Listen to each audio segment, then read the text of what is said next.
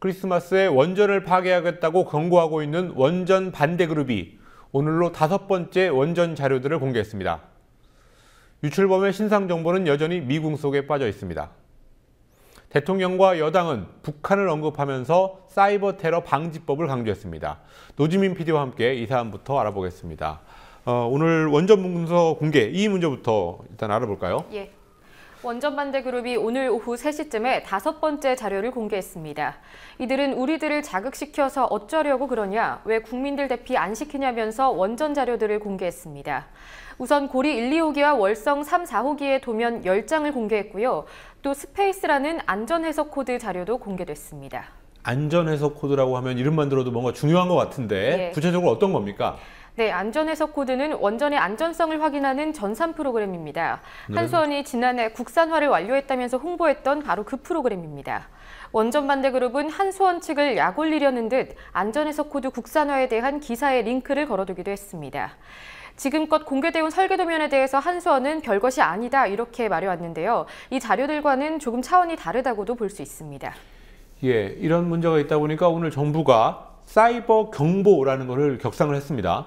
네, 그렇습니다. 지난 19일에 피해 발생 가능성이 있는 수준의 관심 경보가 발동됐는데요. 사흘 만에 한 단계 위인 주의 단계로 올랐습니다. 주의는 피해 발생을 인지했을 경우에 발동되는 단계입니다. 오늘 오전 국무회의를 주재한 박 대통령이 원전 해킹에 대해서 경고를 보낸 게 영향을 미쳤다는 분석입니다. 예, 박 대통령은 어떤 말을 했길래 이런 영향을 미쳤을까요? 네, 박 대통령은 원전은 국민 안전과 직결되는 1급 보안시설이기 때문에 있어서는 안 될 심각한 사건이 발생했다 이렇게 말했습니다. 또 이어서는 미국이 북한 소행으로 규정한 소니사의 해킹 사건도 언급하면서 사이버 공간은 육해공 우주에 이은 제5의 전장이라고 말했습니다. 또 이번 사건을 계기로 사이버 테러의 심각성을 재인식해야 한다고 강조했습니다. 예, 박근혜 대통령이 북한이 해킹을 했을 가능성이 있다 이런 식으로 얘기를 하진 않았습니다만은 예. 새누리당에서는 그런 식의 얘기가 오늘 나왔죠? 네, 그렇습니다. 오늘 오전 원내대책회의에 참석한 이군현 사무총장은 김정은 체제 등장 이후 더 심화되는 북한의 사이버 공격에 정부가 어떻게 대응해왔는지 살펴봐야 한다는 말을 남겼습니다.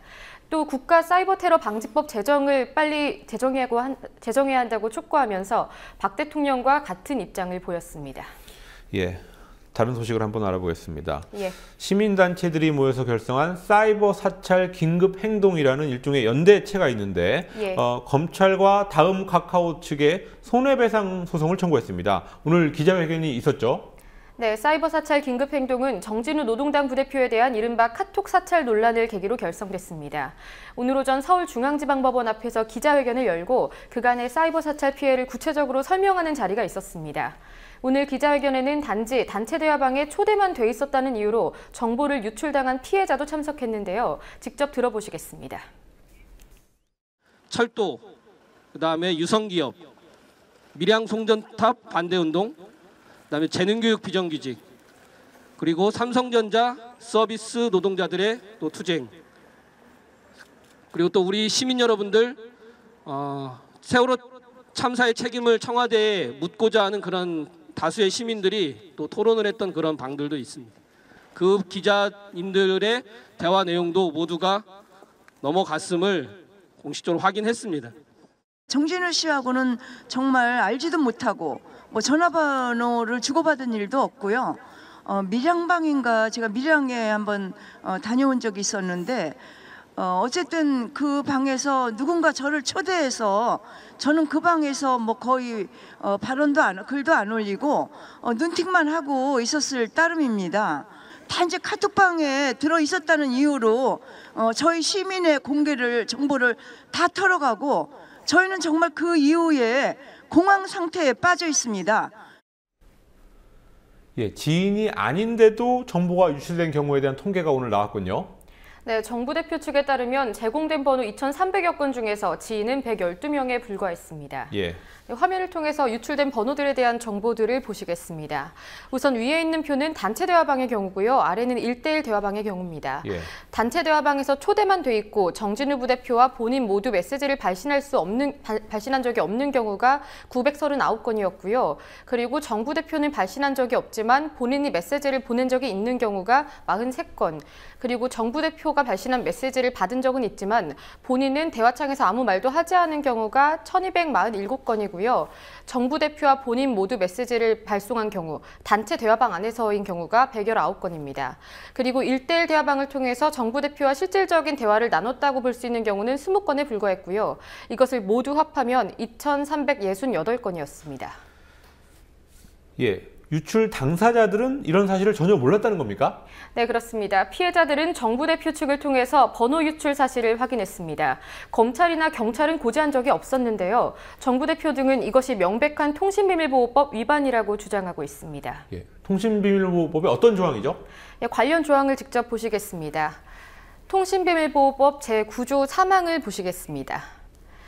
네, 검사는 송수신이 완료된 전기통신에 대해서 압수, 수색, 검증 등을 집행한 경우에 수사 대상이 된 가입자에게 서면으로 이 사실을 통지해야 된다고 되어 있습니다. 하지만 이 피해자들의 경우에는 수사 대상이 되지 않았다는 이유로 자신들의 정보가 공개됐음에도 불구하고 서면 통지를 받지 못한 겁니다. 예, 이 문제 저희가 계속 추적을 하도록 하겠습니다. 예. 다음 소식입니다. 대통령 직속 노사정위원회가 오늘 논란 속에 합의안이라는 것을 발표했죠. 네, 오늘 오후 본회의를 통해서 5대 의제 그리고 14대 세부과제를 발표했습니다. 박 대통령은 그간 노사정 간의 대타협을 강조해 왔는데요. 그런데 대타협의 성과로 보기에는 추상적인 방향성 제시에만 그쳤다는 평가입니다.